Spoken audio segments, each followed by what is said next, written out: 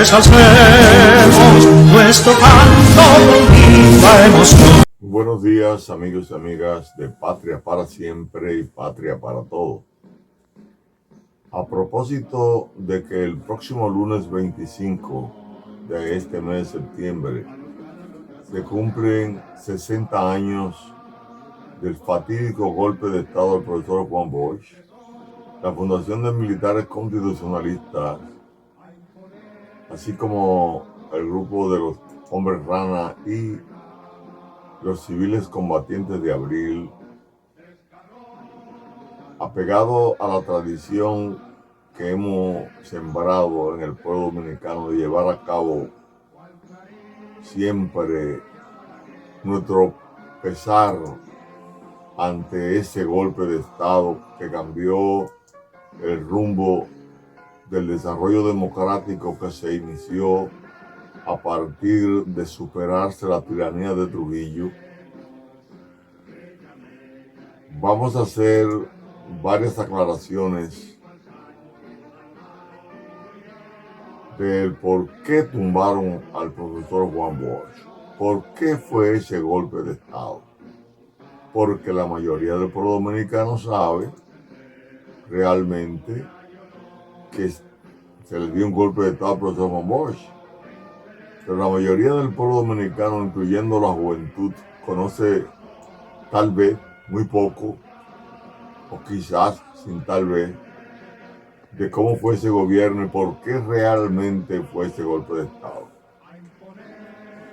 En el día de hoy vamos a llevar algunas de las causas que originaron el golpe de Estado del profesor Juan Bosch, y en el día siguiente, sábado, vamos a llevarle también otros elementos explicando las causas de ese golpe de Estado.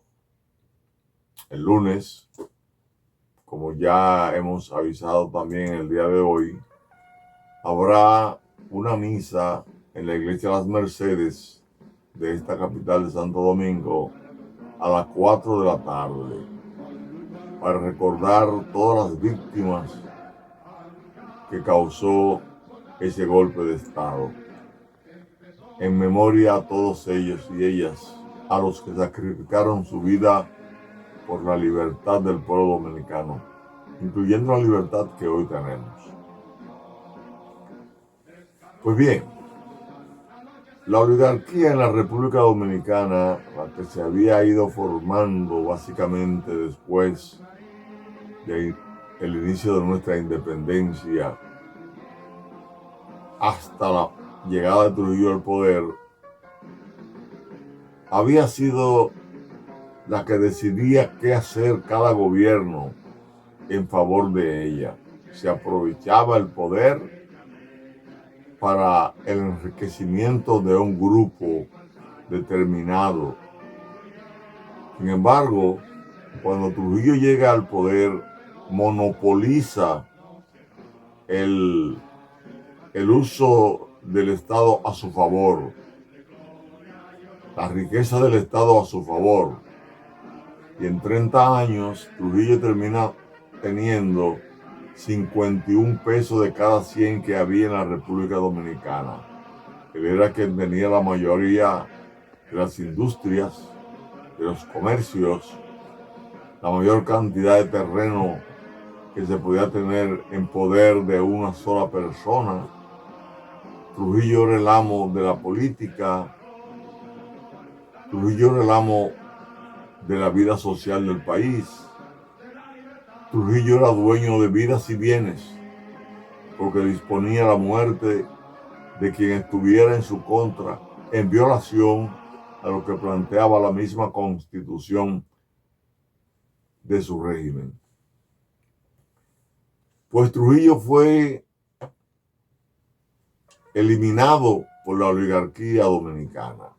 Fue la oligarquía dominicana en coordinación con los norteamericanos quienes planificaron y ejecutaron la muerte de Trujillo ocurrida el 30 de mayo de 1961 en la carretera que conduce a San Cristóbal, la carretera, la parte 30 de mayo, como se le bautizó. ¿Por qué la oligarquía derroca a Trujillo? Bueno, Trujillo, además de los asesinatos, además del poder que tuvo para comprar las empresas nacionales y extranjeras que le interesaban, además de todo eso, Trujillo obstaculizaba el desarrollo económico de esas clases dominantes. Cuando lo matan a Trujillo, ellos entienden que van a heredar el gobierno de Trujillo, que iba a estar en poder de la oligarquía. Y surge un candidato llamado Viriato Fiallo, el doctor Viriato Fiallo, un hombre que nunca fue sumiso a la tiranía, pero que estaba muy vinculado a los grupos de poder. Cuando matan a Trujillo y se producen una serie de situaciones en contra de los remanentes de la tiranía, la salida, por ejemplo, de la familia nuclear, la familia más cercana de Trujillo, cuando se produce eso, entonces a los 8 días de que se había producido la salida de estos, que ocurrió el 19 de noviembre de 1961, el doctor Viriato Fiallo y un grupo de dirigentes nacionales del movimiento Unión Cívica Nacional le envía una carta al presidente Joaquín Balaguer, que había sido el heredero político de la tiranía directo, solicitándole que Balaguer renunciara, pero de la siguiente manera: que nombrara a Viriato Fiallo como ministro de las Fuerzas Armadas, a Ramón Rodríguez Echavarría, que había sido nombrado ministro de las Fuerzas Armadas, lo pusieran como jefe de la Fuerza Aérea, renunciara a Balaguer, y entonces quedaba siendo presidente Viriato Fiallo, y Viriato Fiallo nombraría de nuevo a Rodríguez Echavarría como ministro de las Fuerzas Armadas. Además, se suspendería el Congreso existente por esa junta de gobierno que se formaría, etcétera. O sea, ellos solicitaban el traspaso del poder trujillista al poder de la oligarquía directamente. Esa carta está contenida en este libro de Joaquín Balaguer que se llama Entre la sangre del 30 de mayo y la del 24 de abril. O sea, lo ocurrido entre la muerte de Trujillo y la revolución constitucionalista. Entonces, Balaguer se negó. Si Balaguer le hubiera cedido el poder a Viriato Fiallo, muchos de los actos que se llevaron a cabo de sangre tal vez se hubiesen evitado, o tal vez se hubiese aumentado esa presión, porque había otro partido, otro grupo político, que era el 14 de junio, que también aspiraba a la sustitución de esa oligarquía. Pero no fue así. Balaguer no aceptó la propuesta de Viriato Fiallo. Balaguer hace de nuevo, le envía una carta a ellos donde Balaguer se negaba a hacer eso. primera causa entonces del derrocamiento del profesor Juan Bosch, porque ese grupo quedó entonces conspirando tan pronto se vio la posibilidad de que Juan Bosch iba a ganar el poder, y acusan a Juan Bosch de comunista, y se produce un debate entre un representante de la iglesia llamado Láutico García.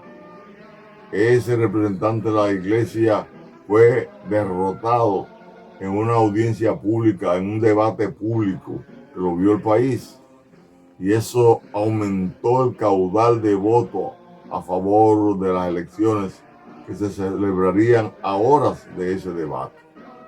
Gana el profesor Juan Bosch en las elecciones del 20 de diciembre de 1962. ¿Qué ocurre?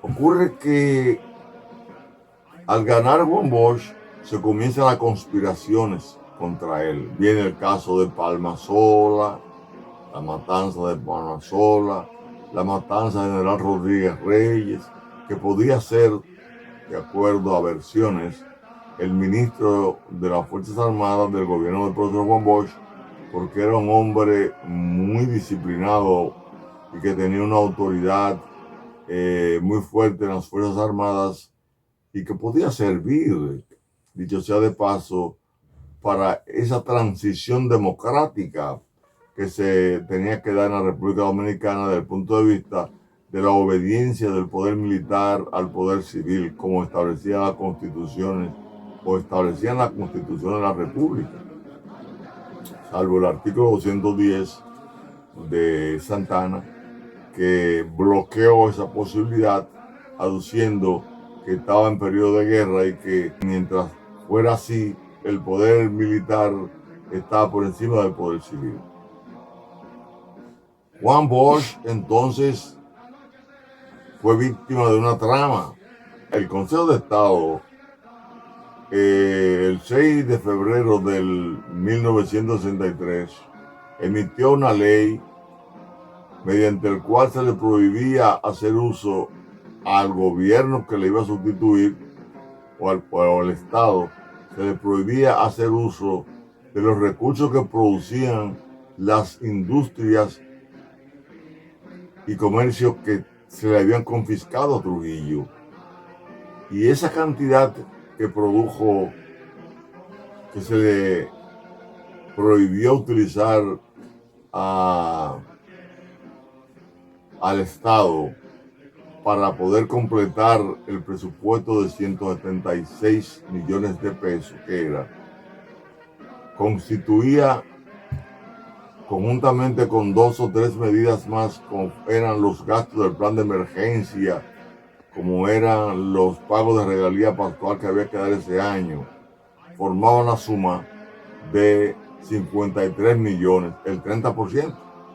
Eso era para que el gobierno de Juan Bosch tuviera déficit y pudiera ser derrocado porque no pudiera satisfacer las demandas populares que lo podían sostener en el poder. En la Constitución de 1963, la cual fue promulgada el 29 de abril de ese año, están algunas de las causas que hoy vamos a citar que produjeron ese golpe de Estado. Entre ellas tenemos lo ocurrido, lo planteado en la Constitución de ese año, en su artículo 23. En el artículo 23 de esta Constitución se plantea lo siguiente: el gobierno de Juan Bosch. Se declara contrario al interés colectivo la propiedad o posesión de tierras en cantidad excesiva por parte de personas o entidades privadas. En consecuencia, quedan prohibidos los latifundios de particulares, sea cual fuera la forma en que estos se hayan originado, sea cual fuera la forma. Recordemos que en el gobierno de Ignacio María González de 1874 se comenzaron a dar tierra a extranjeros que vinieran a invertir, por ejemplo, en los ingenios. Y sigue ese artículo diciendo: la ley fijará la extensión máxima de tierras de que pueda ser propietario o poseedor un individuo o entidad, atendiendo a razones agrológicas, sociales y económicas. Entonces, más adelante, en el artículo 25 de esa Constitución de 1963 se planteaba: se declara que solamente las personas físicas dominicanas tienen derecho a adquirir la propiedad de la tierra, solamente los dominicanos. Y los americanos tenían ya en el 1919 el 25% de la tierra cultivable de la República Dominicana. Y le había favorecido ya no solamente aquellas disposiciones del presidente Ignacio María González en el 1874, sino las leyes de concesiones agrarias que se emitieron en el 1911 en el gobierno de Moncáceres. Repito lo que dice el artículo 25. Se declara que solamente las personas físicas dominicanas tienen derecho a adquirir la propiedad de la tierra. Sin embargo, el Congreso podrá autorizar mediante la ley, cuando así convenga al interés nacional, la adquisición de terreno en las zonas urbanas y por personas extranjeras. Es decir, que solamente las personas extranjeras podían tener tierra en la zona urbana, vale decir, algún solar, con la extensión que se le pudiera permitir, pero no tierras rurales. Y dice el profesor Juan Bosch en el artículo 29 de esa Constitución que el Estado propiciará la creación de cooperativas, tanto rurales como urbanas, que tiendan a elevar mediante el esfuerzo común el nivel socioeconómico del conglomerado. Asimismo, podrá, para su más adecuada explotación, convertir las empresas del Estado en propiedades de cooperación o de economía cooperativa. Es decir, la tierra y los recursos que se le habían confiscado al régimen de Trujillo pasaba a manos del Estado, pero para uso colectivo, no para uso individual. Como la oligarquía estaba detrás de las tierras, de las industrias, los comercios de Trujillo, y estos fueron confiscados y manejados por el Estado en favor del pueblo, eso provoca entonces que se hagan todos los aprestos posibles por violar la Constitución, las libertades políticas y todo cuanto favoreciera al pueblo, que no fuera favorecer a la oligarquía. Le vamos a dejar hasta ahí hoy para que mediten acerca de esas causas, otras causas, así como los planes para derrocar al profesor Juan Bosch, serán llevados ante ustedes en el día del sábado, en el fin de semana, porque el lunes, aunque le vamos a enviar mensaje en la mañana, vamos a tener entonces la misa. Y queremos que ustedes acudan para que honremos la memoria de todos los hombres y mujeres que estuvieron de acuerdo con esta Constitución, una Constitución que rompía de cuajo la tradición del dominio en pocas manos de los bienes del país y pasaba a darle oportunidad a la sociedad entera, a la colectividad. ¿Por qué? Porque como nos dice la Constitución actual, la actual Constitución de 2015 específicamente, porque la de 2010 fue modificada en el 2015, nos dice esa Constitución en su artículo 216, en su numeral 3, que los fines esenciales de un partido, los fines esenciales de la política de Estado, es servir al interés nacional, al bienestar colectivo y el desarrollo integral de toda la sociedad dominicana. Esta Constitución, como la anterior, habla de la colectividad. La anterior fue sustituida por la oligarquía y la actual ha sido sustituida por los grupos de poder, sin importar que sean oligarcas o no, como hemos podido ver recientemente en los tribunales de la República Dominicana. Hasta el sábado, si Dios quiere, donde seguiremos presentándole las causas del golpe de Estado al profesor Juan Bosch. Bendiciones. Soldados valientes, empezó la revolución a imponer los objetivos del reclamo.